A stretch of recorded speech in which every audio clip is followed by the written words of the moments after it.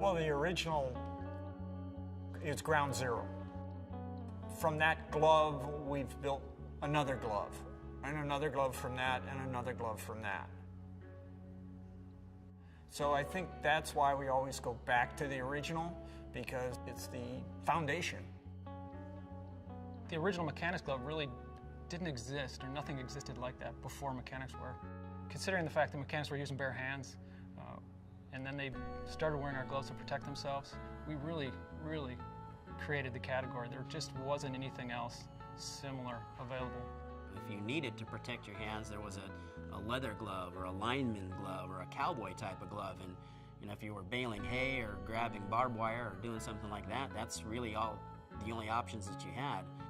The beginning of the idea was there was motocross gloves out there, and being I was working with an AXO rider at the time, Damon Bradshaw, I went to my friends at AXO and said, I got this idea about a work glove. The company that we worked for, AXO America, had a glove that was made for trials riders. It was really lightweight. You could use it, had a lot of dexterity. We gave that glove to Brian. He used it for a little while and found out that it was good, but it was a little too lightweight. So we moved to kind of the next step in our glove arsenal, which was the Series 91 glove. It was a little bit more beefy. The glove construction was a little bit more kind of involved, so we took that glove and modified it so that it would suit his needs. The initial testing phase for the glove was conducted almost primarily through Brian. He was the guy who needed it, and he was 100% of the input that we were receiving based on the needs of mechanics.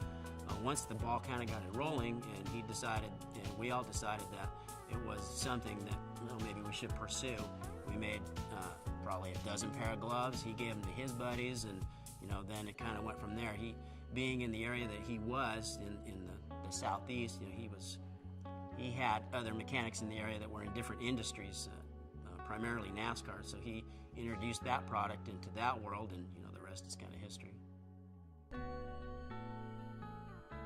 We went to the track with a whole different purpose. We were there to help mechanics. Most of the sponsors, most of the companies that are at a racetrack clamor over the rider or the driver. They spend all their time trying to get product placement. We were never there for that purpose. We saw all these guys behind the scenes working on the cars, working on the motorcycles, and those are the guys we were there to help out. So for us, we were really working behind the scenes, helping the hardest working guys at the track. And because of that, we developed a real loyalty in the relationship with these crew members and with these mechanics. Since the original was first introduced, there's been numerous changes that we've done over the years. Different spandexes on the back of the hand. The first original had a mesh material on the back of the hand. We've evolved to spandexes and other materials that are lower profile, better flexibility, more durability. There's virtually nothing the same on the original that we have today as opposed to the original that we did back then. We do real-world testing and we do laboratory testing.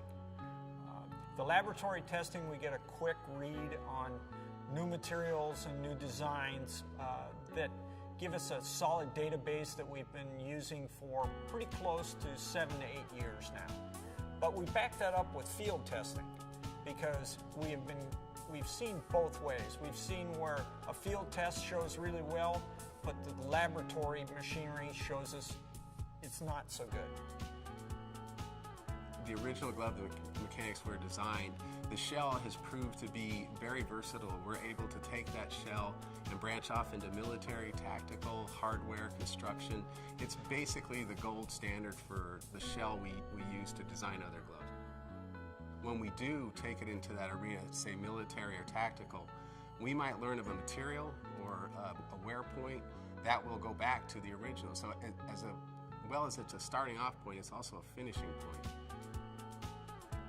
We're amazed sometimes at who wears it.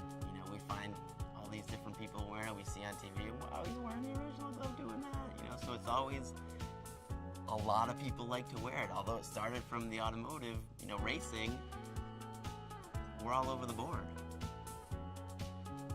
Through all the exposure at the racetrack, through all the input from the mechanics, we found that the audience at the track was taking our gloves home and using them for other things.